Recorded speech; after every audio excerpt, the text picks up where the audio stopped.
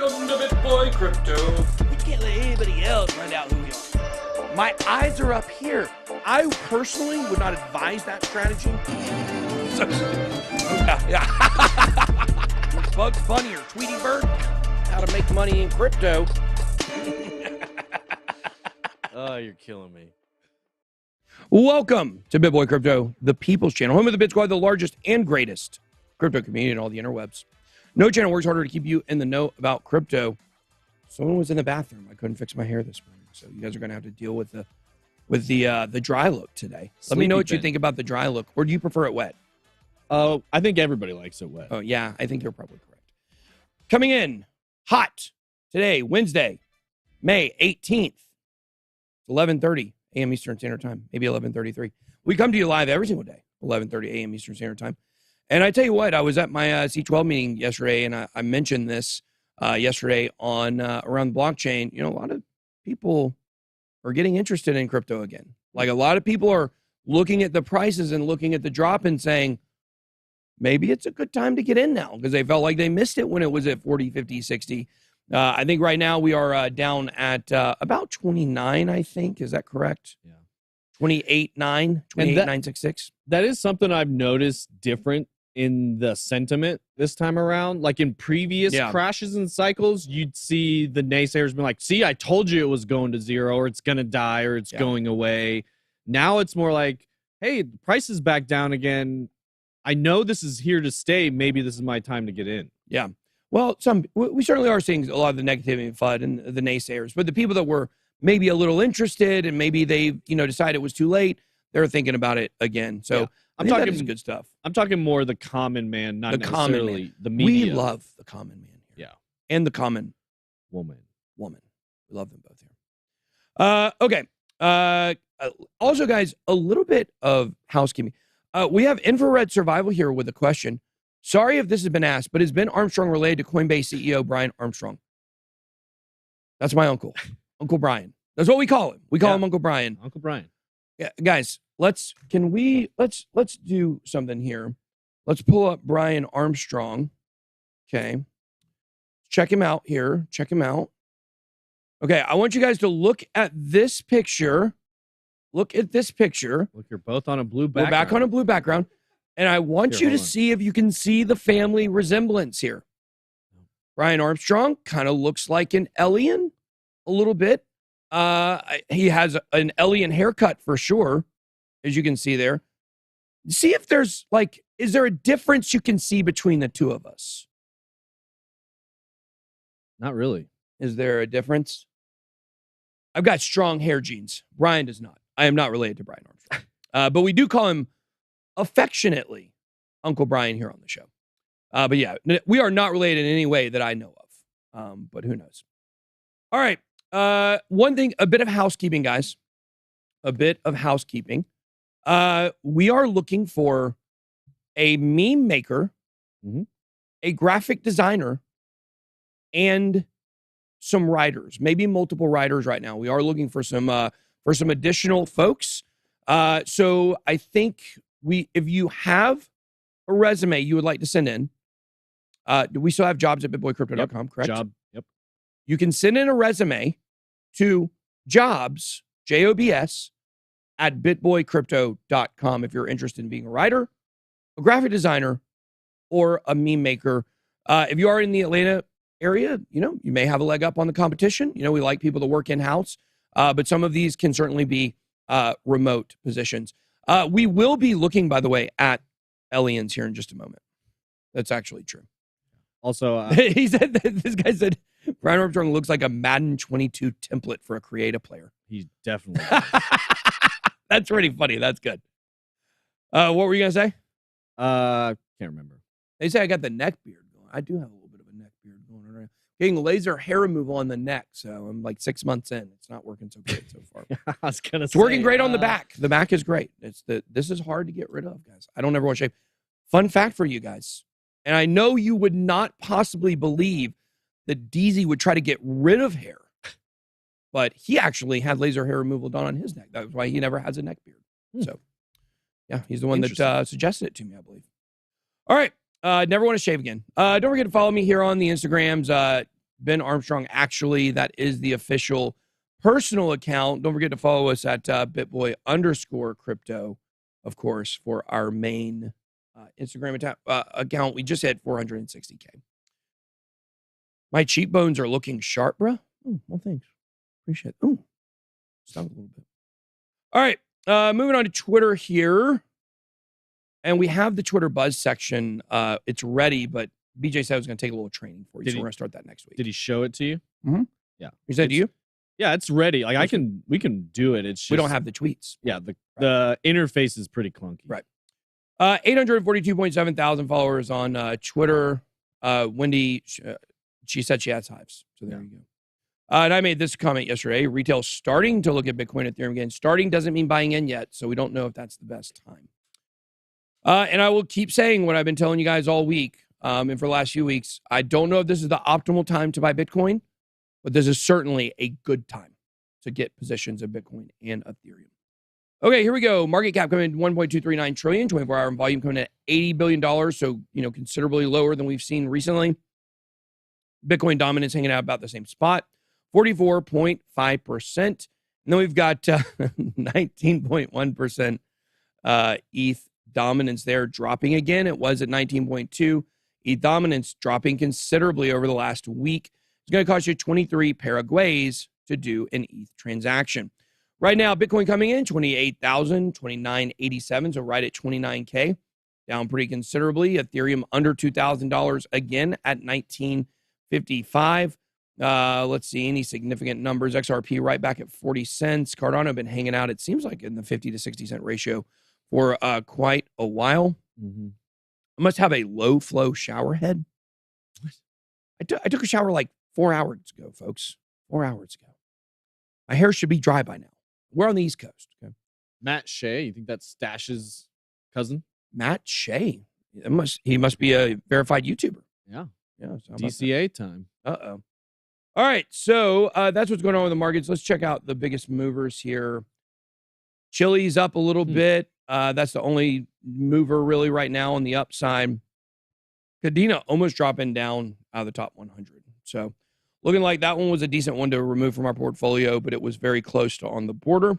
That was one of the last coins that we cut. And, so far it looks to be pretty good, but it's actually up 25% over the last 7 days. So it's actually moving pretty favorably, but it has had a pullback. And that's scary if it's up 25% in 7 days. And it's only at number 92 right now. So, let's see. ApeCoin up for the week is at $7.73. Let's see biggest movers of the week here. Cadena. And guys, reminder, tomorrow we have our false top theory video for you guys. That'll be out during the regular live stream time. The team is going to be out at VCon. If you're in Minneapolis on Thursday, Friday, I'll be there. The rest of the team will be out there through the weekend. I got to be back Saturday for a ball tournament for the kids. But, so if you're at VCon, come say, hey, where is this at? Is this at Bank of America Stadium? I have no idea. Or not Bank of America Stadium. It's in Minneapolis. What is the name? I know Somebody said they thought it was at the stadium. What is the name of their stadium there? Bank of America is Charlotte. I have no idea. It's not something. It's a dome.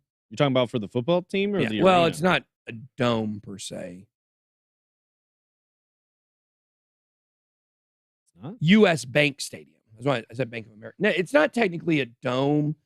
They don't really do domes anymore. It's an indoor facility, though. It's an indoor stadium. Well, okay. A dome had a like this. It's specific to the shape. Yeah, I think it's specific to the shape. I would say. I mean, if you look at in Mercedes-Benz Stadium, and yes, it is a bit of a dome, right? It has the dome shape. Mm-hmm. These are more like rectangular than round. I think a round is a dome.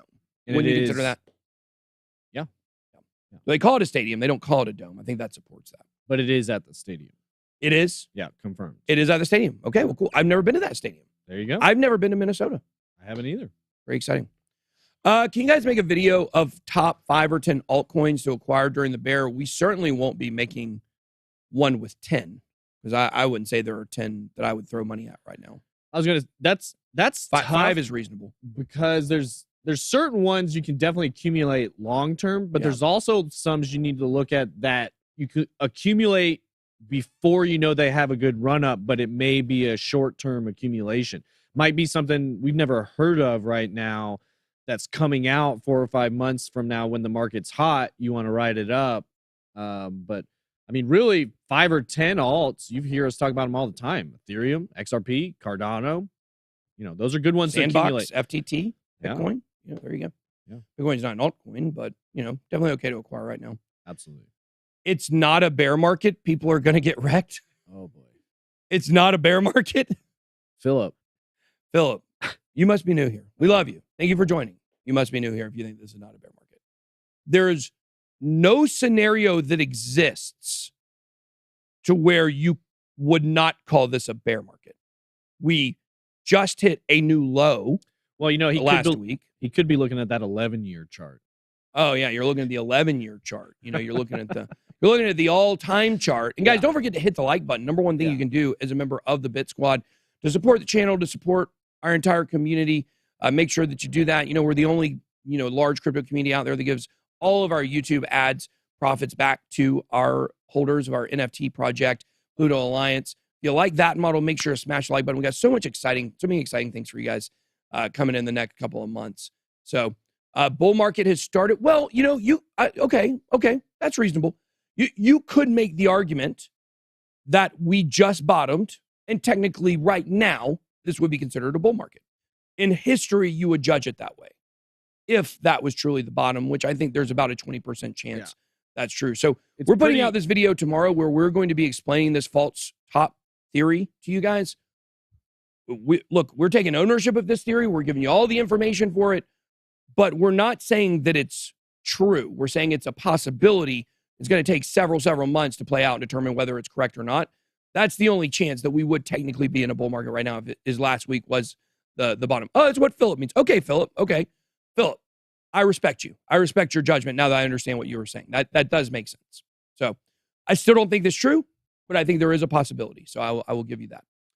All right. And thanks for being a good sport, Philip. We appreciate you. I try not to low IQ him because look, you don't want low IQ people that come in the chat. We love those people. Yeah. I mean, if somebody comes in and says something stupid or hurtful or trolling, then yeah, I'll call them low IQ, but that's it. Did anybody see Richard Falt's top theory? It's F-A-L-S-E, Falt's top theory. Did anybody else see Richard Hart twerking on Wendy's channel? Oh, no. Have you seen it? No. Oh, no. He literally was twerking, got down and twerked it for a real one. I don't ever want to see that. Yeah, BJ has the video. Where's BJ Of course he does. BJ, I sent you the video on Telegram. That's right on par for BJ. Yeah, absolutely. Did you hear what I said? On Telegram, I sent you the video of Richard Hart twerking on Wendy's channel. Yeah. I want to show that. We'll show it next week. Yeah. Can we turn it into can we green screen him out and have him as on a layover on the show, like he's just twerking all the time? He'd be twerking on the desk. Yes, I'd like to put a mini Richard Hart twerking right here on my desk. A twerk off? Now I can twerk pretty well, actually. I'm probably not gonna look. I don't want to twerk it for a real one anymore. I'm too old for that. I'm more mature. Yeah, more mature to bring out the dump truck. I was going to say the dump truck. That's what it was. The dump truck. That was my signature dance move when I was younger. My twerking dance move. Pre-twerking. That was pre-twerking. Yeah, it was called the dump truck, and I would take it down low. I get it down to the floor. You know what I mean? What can I say? I had some moves. That's a fun fact that a lot of people don't know is Ben Armstrong, actual inventor of twerking. You would have thought it was somebody else. You would have thought. No. You would have thought it was Miley Cyrus, maybe. No, Miley did not create that. Twerking is a better name than the dump truck, though. I'll give him that. I mean, dump truck's cool, but I don't know. Twerking kind of sounds like I don't know, like too gutter. You know what I mean? A little too gutta. You know what I mean? Like dump truck is like working man, blue collar. That's your blue collar booty shake. The dump truck. So. Anyways, are we going to talk about crypto today? I am not sure. I'm not either. I don't know, actually. I'm excited about going to this conference tomorrow. Yeah. So, today's almost like a little, That's what I was about to say. Anytime we're about to go out of town, the show is just like, who knows what we're going to talk about. But yeah, let's do some charts. Let's do some charts. Frank, come on up. Show the people what's going on here. Let's save us, Frank. Speaking of twerking, hey, I twerk it for Frank all day, every day. Hey, a lot of people twerk it for Frank. Let me get all my things. Break out that dump truck and twerk it for a real one. I love it, guys. I watched the show a lot. I know a lot of people might not know my backstory, but I watched the show a lot. It's kind of how I got in touch. Obviously, still just as enjoyable. Actually, probably more enjoyable to watch it because I actually get to sit in the studio now. But it's just, I'm always, right before I come on, I'm sitting back here watching the stream, and I am always in tears laughing. Oh, my gosh. Your raise is coming, Frank. Yeah. Your cheekbones are looking sharp, Ben. Well, I tell you what. Hey, you're looking sharp. Oh, boy. Hey. All right, guys. I hope you're having a good day. I do agree. I feel like when we're about to go on a trip, it's like you get a little bit of senioritis. It's feeling good. The vibes are high. Guys, yesterday we talked about some shorts I had open that I was a little bit worried about. Not, I have my stop losses, right? So I wasn't that worried, but, I didn't think they were going to go my way. But we're going to check on them today. They're coming back to life, baby. They're coming back to life. That's why I always preach you want to have your trading idea, right? You want to do your TA. You want to set your stop loss, set your take profits, and let the market do its thing. Yesterday, my shorts were pretty underwater. And now I'm just imagining, if I were to prematurely just, close out those trades, I would have been very, very mad today because the original TA and trading idea that I had wound up playing out anyway. So just important, you guys want to trust your TA. If you get stopped out, you'll get the next trade. It's totally okay. You don't want to be, seeing your P&L in the red and just jumping out because you're getting scared. You want to set your stop loss, set your take profit, and let the market do its thing. But we got a lot of good stuff to look at here, guys. So let's just jump right into the charts. Bitcoin coming in at about, let's see here, about 29,000, even right here on the 5-minute chart. So we are indeed coming down. A little bit of a, nice little relief bounce in the short term here, but I am hoping that we could maybe get this yellow X to push us down closer to this golden pocket. This is where I have my probably maybe a little bit before this golden pocket is where I'm going to be looking to take some profits on these shorts. I will show those in just a second. What's the top of that pocket? What is it? It is about it's about 28.7. Okay.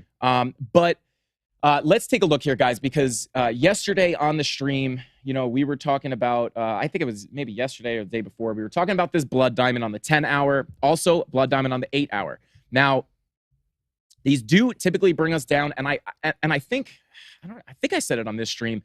Sometimes you get these first blood diamonds, and they bring you down a little bit, but they're really just here foreshadowing a second possible blood diamond, and then that is really the one that brings you down.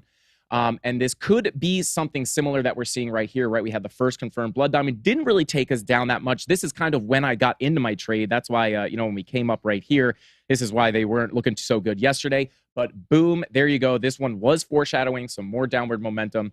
Got that second blood diamond on the 10-hour. Also got that second blood diamond printing on the 8-hour as well. So now we're coming down. Shorts are back in profit. But, I just like that played out because I forget. I'm pretty sure it was on this stream. If not, it was on my stream. But I'm pretty sure I brought it up, the fact that sometimes you get two. First one foreshadows a bigger down movement. It doesn't really play out that much. And then eventually you come down more. So for the sake of my shorts, I hope that this second blood diamond could bring us down a bunch more. But I did just want to bring that up. Look, so you're bringing it down as you talk. We're now at 28. There we go, baby. Yeah. Dump it. But yeah, and then 4-hour yellow X. Yesterday, we were also talking about, I didn't say this on the stream. This was actually late at night. I was in the Discord, in the Frankie Candles Discord, probably a little too late last night. I was in there till early hours of the morning, but got to keep the Candle Mafia updated. But we did print a 2-hour blood diamond right here, which was also making me feel a little bit better about going to sleep with my shorts open. That's a good thing to do. Yes. Going to sleep with your shorts open, I think that's a winning recipe. Yes. Yeah. Yes. Have your stop losses set. That's and right. You got to have your shorts open. You got to stay firm. Yeah, exactly. Exactly. But we did have this 4-hour blood diamond as well confirmed, so that was kind of making me feel a little bit better. So you're seeing these, these blood diamonds on the higher time frames leaked into the lower time frames, and then today, when I started looking at the shorts here, you got a 15-minute yellow X. You start seeing these bearish signs start to leak into the lower, micro time frames, and that's when we started to see the breakdown. We also talked about yesterday how, we were reading an article that was saying that this ascending channel was, bullish. And I was mentioning, actually, no, this is the macro. Let's zoom in here. This ascending channel right here, they were calling it an ascending channel, saying it was bullish. I said, I mean, technically, yes, you would trend up over time, but these typically break down. These typically break to the downside, right? So they're bullish until they're not. Technically, you'll slowly trend up, but typically they break to the downside. And it does seem that we are starting to see that they are bearish continuation patterns. And we saw this on a more macro level, on the daily with this bigger, bear flag that was forming here. And eventually we broke out of that. So it is looking like we could see something similar play with this little bear flag that we have forming right here. And it is seeming like we're starting to crack that support. And then real quick, that comment. Shots fired. Yeah. Oh boy. Wait. Oh yeah. You see that one? Yeah. They know us well. So checking the DXY here, guys. Obviously, getting a little bit of a bounce now.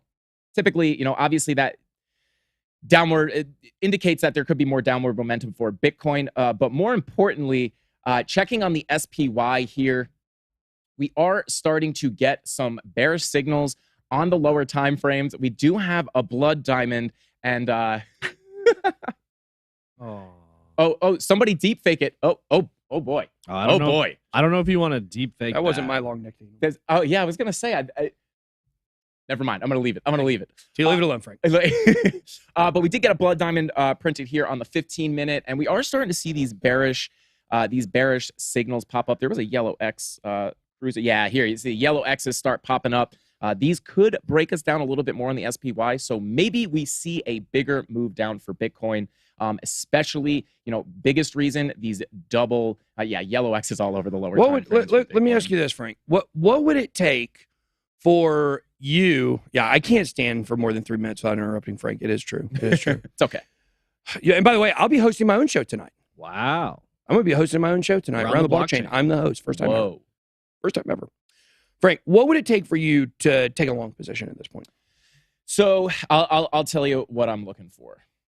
As of right now, I want to let these higher, these blood diamonds on the 10-hour and the 8-hour, these could take some time to play out, right? Even if we're going to get some little bounces, I might take some scalp longs on these little bounces, but, this could take a week to play out. These can take, if you look at these, once you printed that second blood diamond all the way to, about down here, it's about 13 days. Yeah. So, maybe 2 weeks you could see that play out. So I will be waiting for that. And, again, small bounces, maybe looking for a scalp if I see some bullish divergences forming on, the lower time frames, might try to get some scalps. But really, first target I'm looking at right here is possibly coming down into the bottom of this golden pocket for a double bottom before coming back up, right? If that does not happen, if we wind up losing this golden pocket, I will be looking between $24,000 and $22,000, looking for a bottom there. Do you look at the monthly much? Just curious.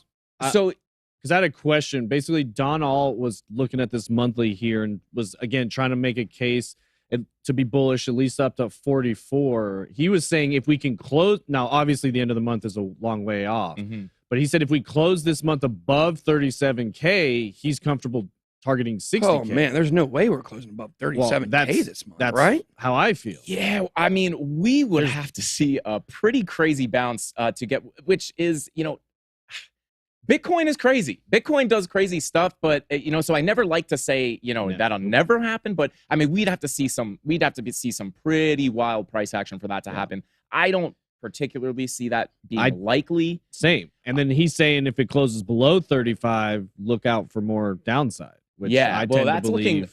That's looking much more likely, in my opinion. I keep a way closer eye on the weekly than the monthly. But I do check in on the monthly, being that the candles, obviously, if people at home don't know, on the monthly chart, each candle is a month of price action. So to print a new candle, you have to wait a whole month. So you don't have to really check in on it as often as as these lower time frames. But we do have this red X on the monthly, and if you back test this, with the exception of this one in March or April of 2020, which obviously had extenuating circumstances. Exactly. You guys know what was going on in March of 2020. So disregarding that one, if you back test this, I would have to pull up the Bitstamp chart. typically, this is, once you confirm these red X's, this is where that 50% capitulation happened in 2017. And then I do believe if you bring it all the way back to 2013, kind of the same, same deal. It is crazy how history just tends to repeat itself with Bitcoin. You confirmed this, and then you confirm that red X, and then starting at these next candles, you come down. What do we come down here? Another 65%. So 65% in 2013, 2014, 50-something percent in 2017. So maybe we see another 40% dump once that monthly X confirms. If that is assuming that history repeats itself, which obviously doesn't have to happen, but another 40% would put us at like $18,000, somewhere around there. Yeah. Right. Yep. Let's go ahead and let's measure it. But yeah, so approximation. That was, so I mean, depending on where we open, I mean, from the current price, another 45%. Yep, 18K. So definitely in the cards, guys. Again, and then just to show the trades real quick. Yeah, you should open with these. I guess we should open with the trades, right? So this is the one I was actually worried about. This one was pretty deep in the red yesterday, but we are back in the green. So hopefully we can get a dump down, get some more profit in there. Up about 10% right now. And you guys see Frank's not trading with $1 zillion. These are not $1 million trades he's trading with. The whole point here is to show you guys that it is possible. You can make money with these trades. Frank wins consistently, and that's how he got this job. It's because he won consistently and was able to prove it. And then we talked to him about how, try to educate people on what he's doing and how he makes money with it. But the idea, I know like Crypto and Carl, and look, I love them. I'm not saying anything bad about them at all. Like they love to show you these gigantic trades that they have, these $1 million trades. We're not doing $1 million trades here. We're trying to do it on a smaller level. But I know a lot of you guys would probably be trading on, many of our audience would be trading on a similar level. Yeah, 100%. And that's kind of the thing. I mean, consistent profits. I mean, last week, guys, I showed these trades as well last week. They're closed now, but I had a Bitcoin short. I pulled out for over $1,000 profit in that. I didn't have too much in that position. This I've already locked in $825 in profit. Up another 388, got another 1,100 in this trade, up 49%. And this adds up over time. Like who doesn't want another $825? Like it's not millions and millions of dollars, but you do this consistently over time, right? And you build that bag. And then what I do is I trade with a small portion of the money that I have invested in crypto, right? So I have a lot of my money long-term invested. Well, right now, a lot of it's sitting in Tether. But I take a small portion of that. I trade with it. I flip it up, right? We're making, in the last 2 weeks, I'm up a few $1,000s. I take that money and I take part of it and I put it back into the long-term bags, right? So it's not, if you want to be a day trader, you don't have to only day trade. I think a lot of people are like, oh, I don't want to be a trader, because then I'll lose all my money. Well, like you don't have to be trading with all your money, right? So that's kind of my strategy. I trade with a smaller amount of my bigger stack, and then I flip it trading, and then I dump it back into the long-term investments. But definitely, I know a lot of people at home, couple $1,500, extra $1,500 a week. It could easily turn into a full-time thing if you keep at it. And obviously, you won't win 100% of your trades. But again, risk management, set your stop losses, and limit your loss. And you could see your stop loss, how much you can see how much you're going to lose before you enter the trade. Be okay with that number. Put it up. Trust your TA and let the market do its thing. And you can get some green trades too. That's all I got. Back to Ben. Bing bong. If you guys want to check out Frank's channel, do that on YouTube, or you can go to frankiecandles.com. You get access to all of his information, videos, and if you want to or are interested in trading on any of the sites Frank trades on, you can do that there as well. Yeah. All right, guys. Well, let's move on. Let's start digging into the news here. Yeah, I do have that clip. Yeah, let's see it. If you want to see it. Yeah. I do want to. Everyone wants to see it. Okay, let's see if I can pull. All right, so can you talk? Oh, there's no audio for this yet. Hold on. Let's find this. I got it. And it sure is funny. Right, here we go. Now? Yeah, do it. No, should I? Oh, here it comes. Oh gosh. Oh gosh. Oh, good. Yeah, look at that. Look at that roll. Okay. Look at that roll. So I love it. That roll Thank you. is. Look, I'm a happily married man. Let's keep it that way. That's a nice roll, Rick. Dick. I'll call him Dick. Dick. There you go. Nice roll, Dick. Nice dick roll. Yeah, it was amazing. Can I really be honest though? Now we know how he got all those watches. Can I really be honest? Of course. I can make a roll just like that. When a dump truck. Okay. All right. Let's go ahead and roll, guys. I got to What- get out of here at 12:30, just so you know. You do? Yeah. Okay. So we got in the show early. Ish. Okay. That's Just not need to bad. move through it. What platform does Frankie day trade on? He's trading on mainly Femex and KuCoin Femex. right now. If you go to frankiecandles.com, he's got special deals for you guys there where you can see where he trades Femex, and you get a sign-up bonus, and you can trade together with the Candle Mafia. There it is right there. There it is. FrankieCandles.com. Scroll down a little bit. There you Right there. Boom. And you guys want to check out BitLab Academy and do that there as well. Okay. All right. Aliens, guys, we have a Pluto Alliance sighting. Is there are aliens all around us? I know this is not really crypto, but, Pluto is a planet. While Congress learned in its first public hearing on UFOs since 1966, Congress held its first public hearing on unidentified flying objects in decades on Tuesday, centering on investigations about reported military encounters with unexplained objects. The airborne object, I'm going somewhere with this, by the way, guys. The Airborne Object Identification and Management Synchronization Group, or AOMSG, was established in November 2021 as a successor to the Department of Defense's Unidentified Aerial Phenomena Task Force, which was created in response to reports from Navy pilots and other service members about encounters with UAP, as they call them now, over several years. PICON's primary goals are to organize and synthesize raw abnormal data collected by service members to identify UAP. Man, all this is going to go on blockchain. That's the point. I'm just kidding. That's not the point. TJ, what do you think whenever you see news about politicians and aliens? Sounds like a big distraction to me. That's the first thing I think. Like, oh, what are they not wanting us to pay attention to? That's what I think. Someone said it's alien, not alien. I don't get that. I don't understand what you're saying. Maybe they're saying alien. UFOs are not aliens. Actually, I think if you go by the strict definition of the word alien, I believe that a Foreign UFO object. would fit within that, right? Yeah. Doesn't Pretty sure- alien mean just from Foreign- not of this place? Yeah, it means A foreign UFO, object, basically. if you believe it's from outer space, would be not from this place. And guys, don't forget to check out Pluto Alliance. We have our staking for Pluto Alliance. You guys can check out 10,000 real aliens, and you can get money back from our YouTube monetization. So that was just a little bit of a fun story. Nothing to do with crypto, really.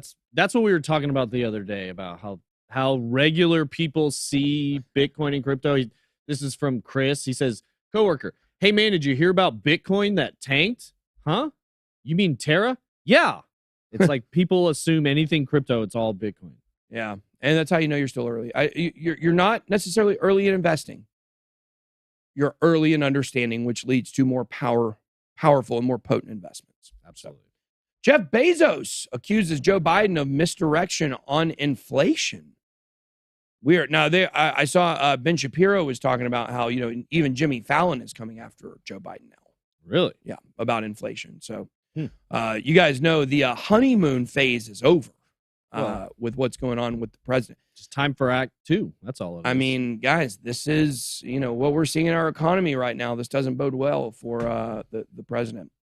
Suggestion that inflation can be reduced with higher taxes appears to fly in the face of all conventional financial wisdom.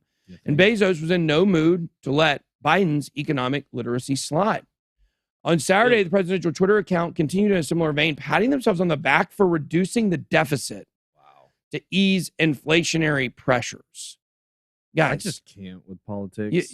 There's no win in this for any politician right now. Nope. The only win that has occurred is somehow Jerome Powell won another stint as being in charge of the Fed.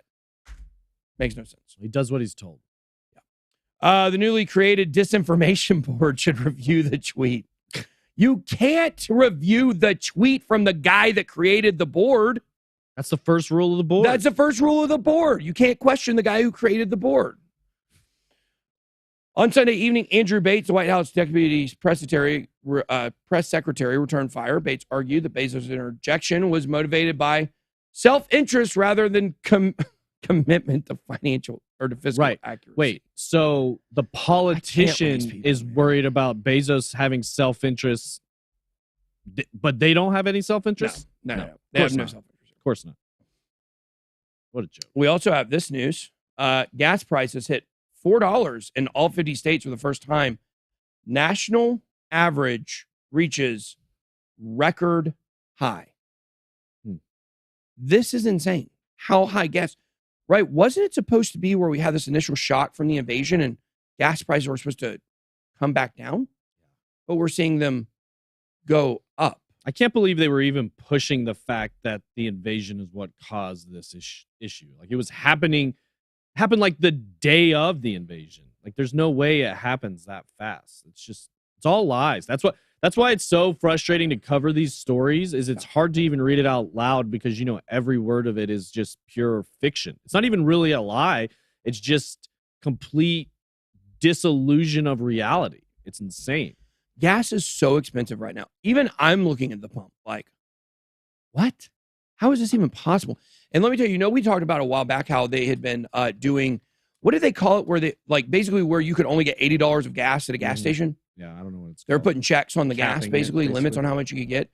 Now, some of the gas stations have the pumps running so slow that it would take you forever to fill up. Like, I was at a pump the other day, and I had been there before, and it wasn't like this.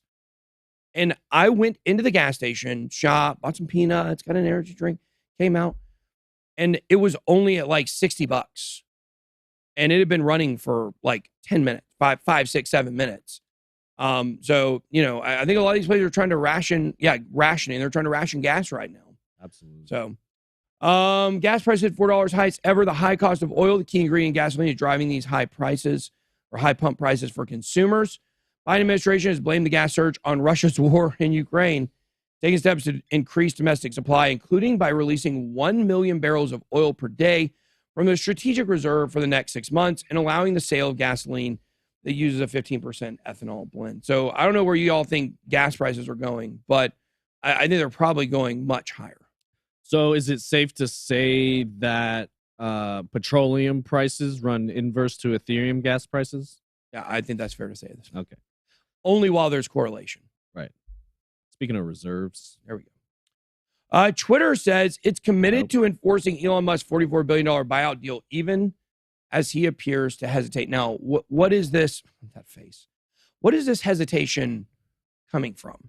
It's coming from he believes that the majority of the accounts on Twitter are fake. And I would argue that's probably true. From what I've seen, they don't really tend to put much business sense into anything that they do at Twitter. So letting half of the accounts be fake sounds exactly like something they would do. You drive a Demon in TRX, you don't care about gas prices. I've never cared about gas prices, even when I was poor. It's just it's a necessary evil, so I just don't even pay attention. Like, I just go, I put the pump in, it pumps until what it is. And if I was trying to save money and not fill up, I would just say, okay, I'm going to fill up 20 or 40 bucks, whatever it would give me. Like, that's just how it is. Like, I'm not, you have people that are obsessed with gas prices. They can tell you what the gas price is at every gas station around them. You also have people who are obsessed with weather. Every day when they wake up, they know exactly what the weather is. I don't care about either one. If we have baseball games, I might take a look at the weather, but those are things I just, I don't prioritize in my life. So Twitter says it plans to complete the $44 billion merger agreement with Elon Musk, even as the Tesla CEO appears to dither. He appears to dither on the deal. On Tuesday, Musk put the brakes on negotiations, saying the buyout can't proceed unless Twitter CEO Parag Agrawal, who I'm sure will get fired immediately once this is over, prove that the platform has fewer than 5% of fake accounts. Which shouldn't be that hard to do. Earlier that day, he said, "We aren't perfect at catching spam." Wow. Yeah, you think? Should negotiations look shady or shaky, Twitter could also enact a specific performance clause to force Musk through a lawsuit, close the deal if there's already financing in place and all conditions are met. So there you go. We got Elon Musk calling out a Twitter employee caught in Project Veritas video mocking his Asperger's. Have you seen those videos? About the Twitter? Yeah. Specifically? No, I've seen Project Veritas before. I have. Doing stuff they've done. There was two, one from an executive and one from an engineer. An executive. Yeah. Like that's the one, this one that they're talking about that he responded to was where his executive was saying basically, no, you can't give people free choice. They're not smart enough to choose unless you give them the right options to choose. That was a big statement. And yeah, was basically saying you can't take Elon Musk seriously because he's mentally handicapped was basically literally what he said. And then the other one was an engineer talking about how they do write algorithms specifically to censor certain political things and don't thought that wasn't real. They censor one side for facts and they don't censor the other. It's basically what he said. He said this is how they've told us to write the code. And the Ponzi's almost up. Yeah. When it comes to Twitter. Basically and social media in general, the Ponzi is up. Yeah. This Texas law where YouTube / Google, Twitter, Facebook, TikTok, they're all about to start getting the pantsuit off of them because now they've removed that 230 protection in Texas. So I am really excited to see what happens here with this. That's an interesting theory from T Salty. He said Project Veritas going crazy right now. Any chance Elon hired them to do this kind of digging? That'd be wild. Yeah, I mean they're generally rogue, but I mean I could see it. Let's see. These days, Ben hates Elon, and he would never say that. Yeah, you're right. I would not make. I would never say that about him. Like that's a horrible thing to say about someone who actually has some semblance of a mental handicap, and to make fun of them for that. Like I say a lot of stuff about a lot of people. I would never say that. Like that's awful. That's a really bad thing to say. I mean, you can't actually, like, that's insane. But this is the hypocrisy that exists, is I guarantee you that the person who is caught on camera saying this, if he had to make a public statement about someone else who had done the same thing he had just done, he would say, cancel them. Yeah. Cancel them. Everything that these people are doing behind closed doors does not match what their words are. And it's the hypocriticism. It is the intellectual dishonesty that we talk about so much. That's what drives me insane. If you ever find a video of me making fun of someone, you're probably going to be like, oh, yeah, he makes fun of people on the show. Now, not for having a mental handicap, of course. Or, whatever the proper termage for that. I don't even know what we're supposed to be saying anymore. But if you see me making fun of Elon Musk for things I make fun of him for, you'd be like, yeah, that fits his character. Okay. These people, they say, we would never say anything bad about someone. And they come out and they're the most vile, despicable people with the way that they talk about other people behind closed doors. If you don't agree with them, you're scum to them. And that's hopefully where we're at a point in our culture to where we're going to see some of that swing back the other way. And I think we are going to do that. So, all right. He called out the employee. Twitter lead client partner says woke ideology responsible for inability to profit. And I would argue that's 100% correct. No disagreements from me there. Affirms Twitter not here to give people free speech. Refuses taking Elon Musk seriously due to Asperger's making him special. It's bad. Oh my gosh. Like this is horrible. Yeah. And if I'm saying it's bad, it's real bad. And you can tell by the... He pinned the tweet. Yeah, you can tell by the way the person's talking about this, that this is a very normal conversation. Oh, absolutely. Like, they're very comfortable in this. What's weird is he's even talking about being careful not to get busted by these Veritas people in the things. Like, yeah, they take us out and like on a situation just like this. And they ask us questions just like this. And he walked right into it. It's wild. Yeah. I see what y'all are saying over the basement. I did apologize for that, by the way. See what y'all are talking about. I shouldn't have said that. I went too far when I was making fun of Blockchain Boy. I did. I'm sorry about that. But anyways, he did something personally, stabbed me in the back. So it's a little bit different when it's personal, I would say. But anyways, it is what it is. You won't ever hear me say a positive thing about him. When asked what his colleagues think of Musk becoming their new boss, Murugesan said they hate it, though he himself is at least okay with it. So there you go. The stuff with Elon Musk is really crazy, and we'll see where it goes. after a few weeks of really cooling off, it is now heated up again. A lot of talk around this, which is good because, there hasn't been that much news. There's been a lot of news the last week with prices dumping, but outside of that, it's been good to have something interesting to talk about. So, U.S. court rejects Tether's bid to conceal reserve records from the public. Now, I want to let you know, got a text message from somebody this morning, and they said, bro, should I move my money out of Tether? I'm a little scared. I said, look, yeah, you should, but not because you're scared. We always suggest using USDC. It is the chosen stablecoin by the regulators, by corporate, the technocracy. USDC has probably become the digital dollar. On Coinbase, you have the option to have USDT or USDC. Why would you have it in Tether when you can have it in something safer with USDC? I don't think anything's going to happen to Tether. I don't think Tether's ever going to go to zero. I think they have one-to-one assets that are not crypto assets backing their money in the bank. There's never been a full-on audit that's shown that, but there's enough evidence to suggest they definitely have enough money to cover it. The question is it actually money? Is it actual dollars? And these are conversations that the regulators want to really pin down. They want to pin down, like, if you're going to have a US dollar stablecoin, that you actually have $1 reserves. You have US dollars exactly matching that. So why not the dollar? Why would you want to go, why would you put it in the dollar? Well, it's just easier to stay in crypto on a crypto platform with the fees and everything. There's a lot of complications with going out to the dollar, paying taxes.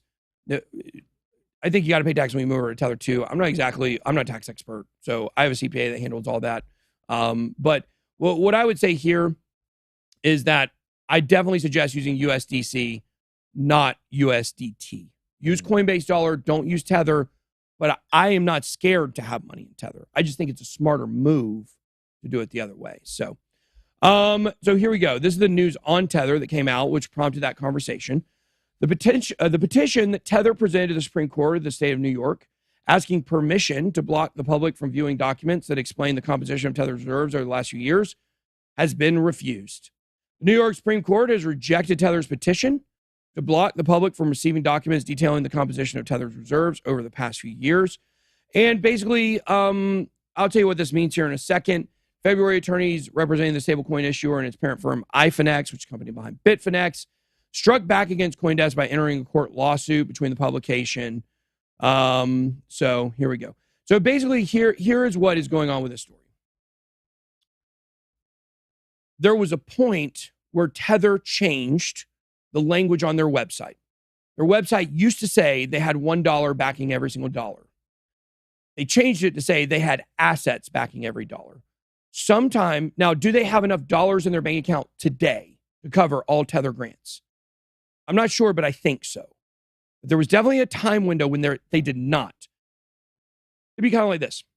Let's say they had $1 million house, a real estate investment that they made. $1 million house. There were 50 million Tether grants out there. And let's say they had 49 million in US dollars. Well, they didn't have 50 million in US dollars, but they had that $1 million house. They had an asset. It might have been a bond. It may not have been a physical asset, but they had everything to back it. If they had to liquidate, they could. That's what Tether doesn't want to get out, that they didn't always have dollars, fiat backing every single Tether grant they had.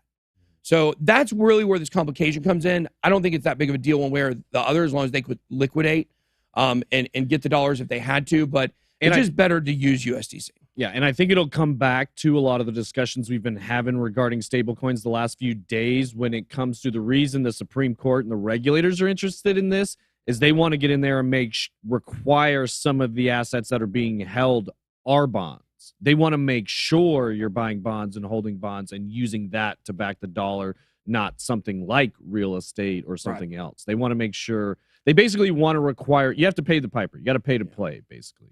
Well, and when you look at, what just happened with Terra Luna, right?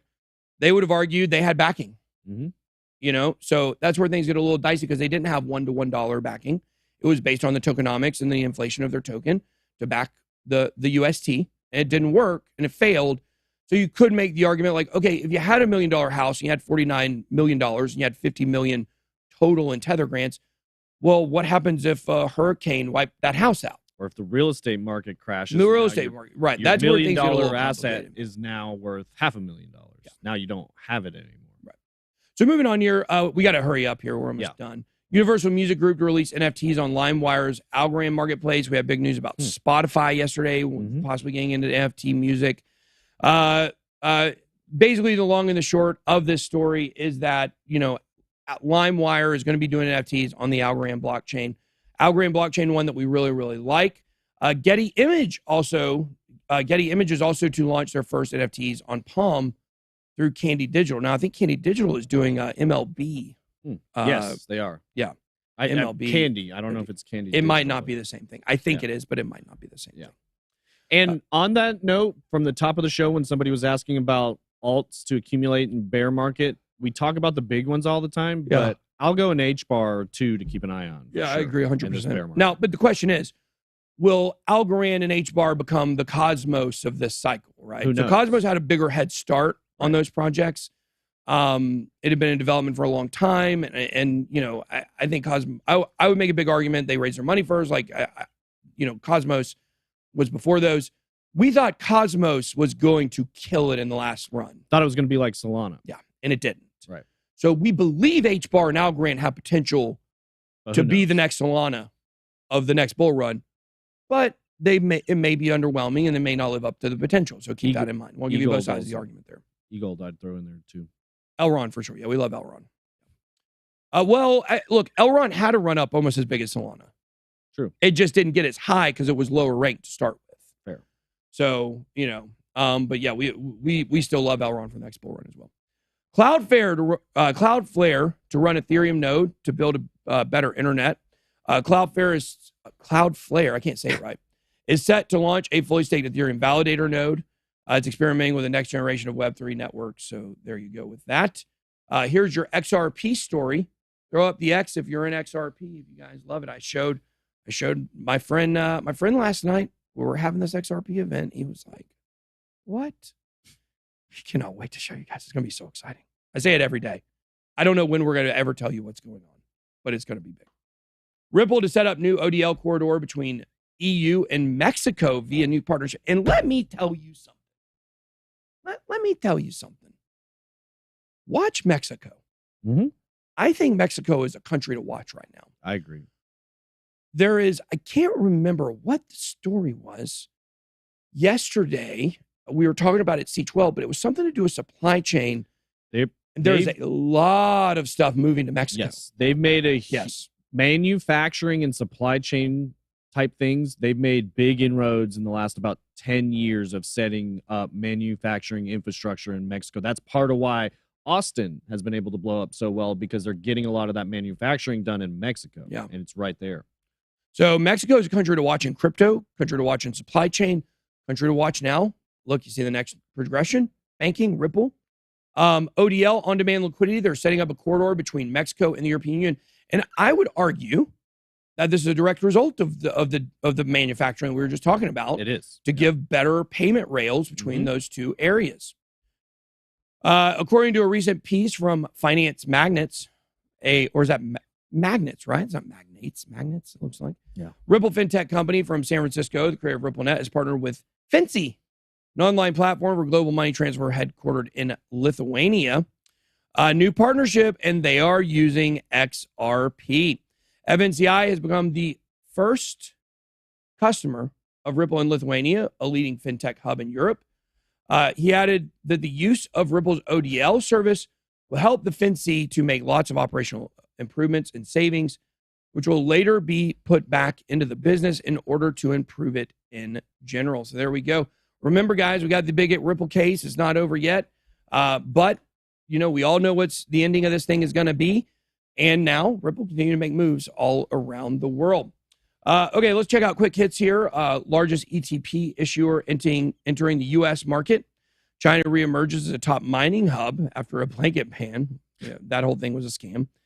Phishing scammers steal Hollywood comedian Seth Green's pricey apes, one of the shortest actors in all of Hollywood. If you didn't know that, I think he's only like 5'3" or something. Very short. Very short. Very short. Well, we love short people on the channel. I saw We this love the short other day people. too. What's that? This story is pretty interesting. ApeCoin DAO reportedly in talks with Avalanche and Flow. So basically, good. ApeCoin DAO and Yuga Labs reportedly in talks with both Ava Labs and Flow as they explore a move away from Ethereum. The in-demand drop caused a major network clog with the NFT land sale. I will say this. I like Avalanche. I'm paying particular attention with what's happening with Flow right now. Same. Yeah. And it'll be real interesting to me to see which one they choose. Because I think well, I'll leave that for another day. But I think it shows there's kind of two different ideologies with those two different blockchains. So I think which one they choose will say a lot about where they expect the project to go. A lot of people asking me about trying to get Playboy bunnies on the show, like Richard Hart. This is what I'll say to that. What? Are there still Playboy bunnies? Didn't they get rid of nudes in their magazines? I'm pretty sure that they did. And now people can say they really just read them for the articles. But guys, we will not be having Playboy bunnies on the show. We're family friendly here. Yeah. We're not.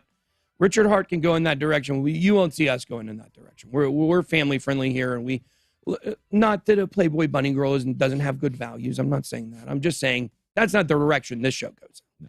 So Richard Hart, you can have the monopoly on nude models. You can have that. I give that to you. Or in this case, maybe even non-nude models.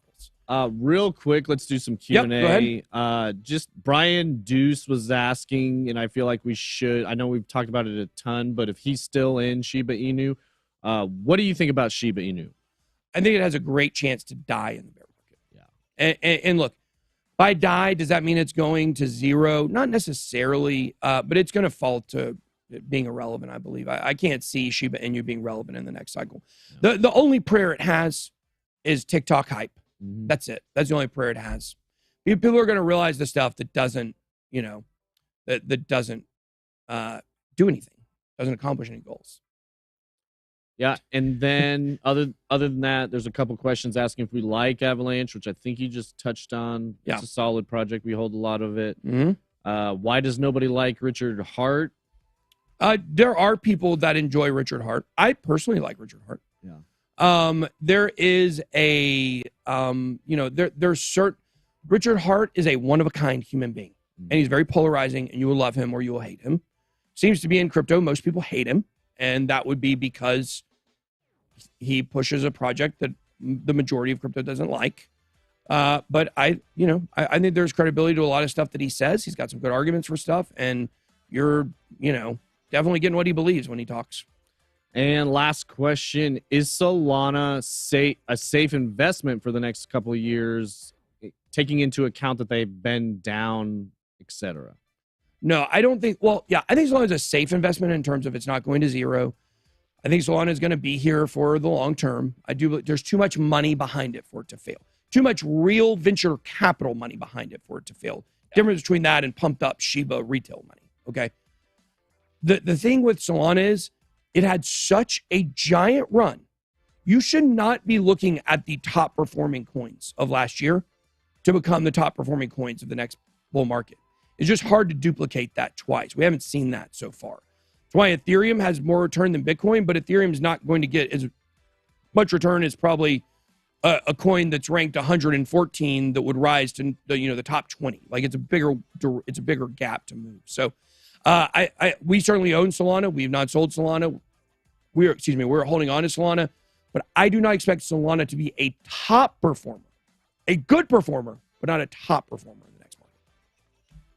All right, guys, that's all I got for today.